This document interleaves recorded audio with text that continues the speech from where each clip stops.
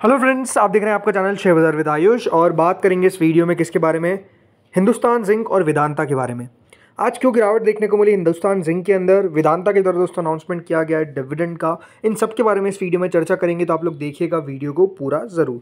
So friends, आज के दिन अगर आप हिंदुस्तान जिंक को देखेंगे तो 7% तक टूटता हुआ देखने को मिला है, बल्कि पिछले 5 दिनों में हिंदुस्तान जिंक का शेयर मोर देन 14% के आसपास दोस्तों गिरता हुआ दिख रहा है। तो अपने आप में आप समझ सकते हैं कि जो गिरावट आती हुई देखने को मिली है हिंदुस्तान जिंक के अंदर पिछले 5 दिनों के अंदर, वो अपने आप में काफ़ी बड़ी है, क्योंकि 13-14% की गिरावट अपने आप में आप कह सकते हैं छोटी नहीं है। और पिछले एक महीने में अगर आप देखेंगे तो अब सिर्फ 1% आपको स्टॉक जो है वो ऊपर देखने को मिलेगा, राइट। जो एक रिकवरी हमको देखने को मिली थी हिंदुस्तान जिंक के अंदर, जिसमें ये 500 से ऊपर चला गया था, वापस अगर आप देखेंगे तो नो डाउट एक सेलिंग प्रेशर बनता हुआ नजर आया।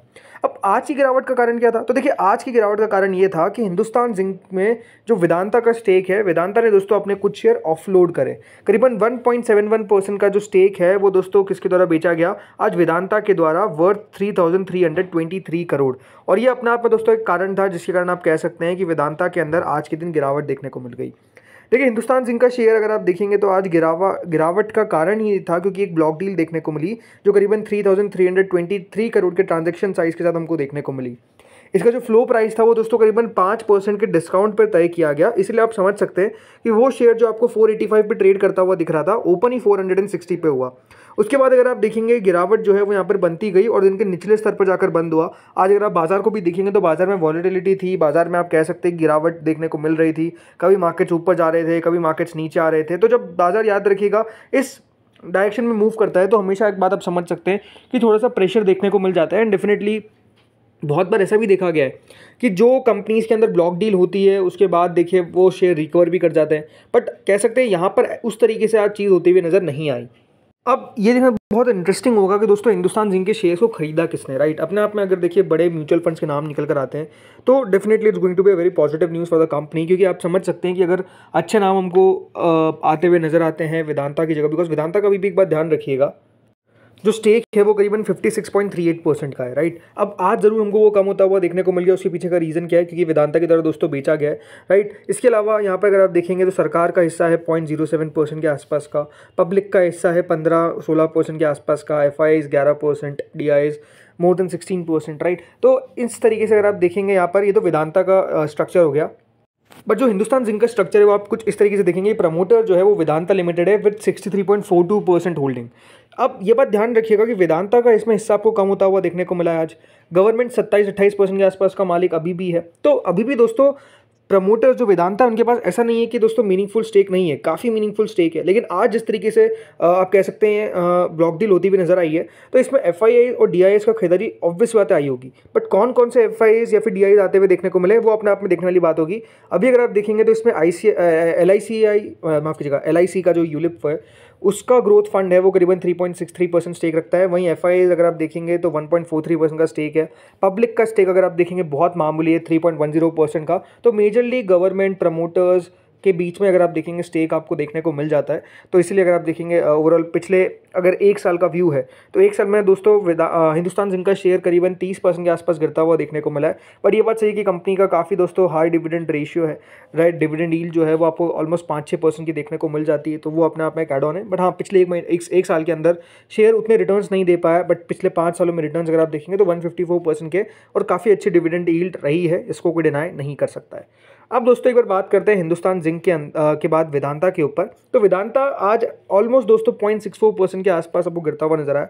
ये भी अगर आप पिछले 5 दिनों में देखेंगे तो करीबन 3% के आसपास गिरा है, तो एक महीने में 3-4% के आसपास का रिटर्न दिया है। बड़ी बात क्या दोस्तों, वेदांता के द्वारा अनाउंसमेंट किया गया है किसका? डिविडेंड का। जी हाँ, वेदांता ने अनाउंस कर दिया है डिविडेंड जो करीबन 7 रुपीज़ का रहने वाला है, और इसका जो एक्स डेट है वो 24/6/2025 रखा गया है। यानी एक बात ध्यान रखिएगा, 24 तारीख से पहले अगर आप वेदांता का शेयर ले लेते हैं तो आप इस 7 रुपये के डिविडेंड के लिए एलिजिबल रहेंगे। अब क्योंकि देखिए वेदांता हो या फिर हिंदुस्तान जिंक को, ओवरऑल आप समझ सकते हैं एक ही प्रमोटर की कंपनी है और दोनों डिविडेंड अच्छा खासा बांटते रहते हैं, बिकॉज देखिए कंपनीज को थोड़ा सा डेट रीपेमेंट करना रहता है। जैसे कि आप हिंदुस्तान जिंक का देखेंगे तो 17/6 को जो एग्जिट निकल चुकी है, इस समय 10 रुपये का इंटरिम डिविडेंड जो है वो कंपनी ने अनाउंसमेंट किया था।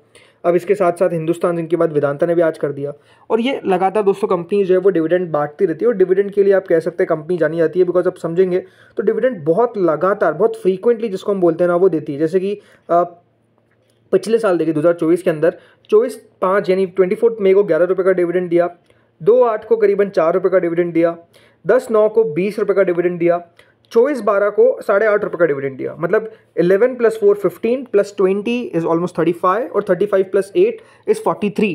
तो कंपनी दोस्तों पिछले साल अगर आप देखेंगे इस तरीके से तो 2024 के अंदर ही 43 रुपीज़ का डिविडेंड बांट दिया था। मतलब आप देखिए एक शेयर पे 43 रुपीज़ की आपको एक्स्ट्रा ओवरऑल आप कह सकते हैं अर्निंग टाइप हुई है।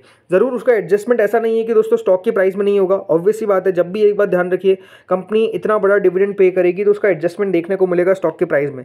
बट इसके कारण डिविडेंड यील्ड जो था वो क्लोज टू 10% पहुंच गया, राइट। तो अगर शेयर ने चलिए कुछ भी नहीं किया पिछले एक साल के अंदर, अगर आप देखेंगे तो ओवरऑल जो रिटर्न है वो क्लोज टू कुछ भी नहीं है, बट 10% स्टिल एक इन्वेस्टर ने बनाया है। अगर इसने रखा है कंपनी को, क्यों? Because of the dividend yield, right, जो कंपनी ने डिविडेंड बांटा है। तो आप समझ सकते हैं कि इस तरीके से भी अपने आप में एक तरीके से कमाई हो जाती है इन्वेस्टर्स की, वो डिविडेंड यील्ड पर। बट ये बात साफ है कि देखिए बहुत सारी कंपनीज डिविडेंड नहीं बांटती, उसके पीछे का रीज़न है बिकॉज कंपनी उस कैपिटल को री इन्वेस्ट करती है। लेकिन कुछ कंपनीज दोस्तों डिविडेंड बांटती है, अब वेदांता भी उनमें से एक है। और जैसा बताया उसके पीछे का रीज़न भी बिकॉज कंपनी को अपने बॉन्ड्स के कुछ पेमेंट करने रहते हैं, इसलिए दोस्तों कंपनी को डिविडेंड बांटना ज़रूरी भी है। बिकॉज किस तरीके से पैसा आएगा प्रमोटर के हाथ में, प्रमोटर पैसा डालेगा, उस बॉन्ड का पेमेंट करेगा, तो उसके पीछे का रीज़न है कि वेदांता को दोस्तों डिविडेंड इतना फ्रीक्वेंटली निकालना पड़ता है, राइट। तो वो एक बड़ा रीज़न है कि कंपनी अपने किस तरीके से दोस्तों कैश को इस्तेमाल करती है। बट ठीक है, जो भी है। अब सवाल ये आता है कि देखिए जिस तरीके से वेदांता और हिंदुस्तान जिंक मूव करते हुए देखने को मिल रहे हैं, एक बात क्लियर है कि दोस्तों अभी थोड़ा बहुत मेटल अगर आप देखेंगे तो पिछले एक महीने में अच्छा कर रहा था। बट आई थिंक इस न्यूज़ बेसिस के कारण अगर आप देखेंगे तो क्या हुआ, गिरावट देखने को मिल गई। वरना आप देखिए 20 मई से 9 जून के बीच में 20% शेयर चला। जैसे जैसे बाजार रिकवर किया, हिंदुस्तान जिंक दोस्तों सेम लेंथ में रिकवर करता हुआ देखने को मिल गया। वहीं अगर आप वेदांता को देखेंगे तो वेदांता के साथ क्या हुआ, वेदांता दोस्तों आप देखिए ऑलमोस्ट करीबन 7-8% तक रिकवर करता हुआ देखने को मिल गया। तो ये क्लियर है कि दोस्तों जैसे जैसे बाजार संभलता है, ये कंपनीज भी बढ़िया करने लग जाती है, थोड़ा सा रिकवर करना चालू कर देती है। बट आई थिंक थोड़ा सा पेशेंस रखना पड़ेगा हमको भी, ये सिंपल सी बात है, कोई बाय और सेल रिकमेंडेशन नहीं है। अब आप हिंदुस्तान जिंक के अगर आप नंबर्स को देखेंगे जो कंपनी ने इस बार रिपोर्ट किया था, जैसे मार्च 2025 के अंदर, तो कंपनी की जो सेल्स थी वो 33,969 करोड़ थी। अब अगर आप लगातार देखेंगे तो कंपनी की सेल्स में उस प्रकार की बड़ी ग्रोथ नहीं देखने को मिली, बट हाँ 2024 से 25 के बीच में ठीक ठाक ग्रोथ आ गई।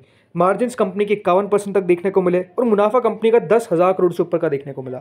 ज़रूर पिछले साल से कंपनी की ग्रोथ थी, बट पिछले 5 साल में अगर आप देखेंगे तो सेल्स जरूर 13% से बढ़ी है, तो बट प्रॉफिट 9% से बढ़ा है। इसलिए अगर आप देखेंगे तो उतना रिटर्न नहीं बन पाया, बट स्टिल कंपनी का डिविडेंड डील को अगर आप एडजस्ट करेंगे तो ऑलमोस्ट 20% का CAGR है पिछले 5 साल का। एक साल में जरूर 30% अगर आप देखेंगे तो गिरावट के साथ स्टॉक ट्रेड कर रहा है, तो वो बात क्लियर दिखती है। बट थोड़ा सा पेशेंस रखना इंपॉर्टेंट है। सो वही सबसे ज़्यादा दोस्तों ज़रूरी बात है।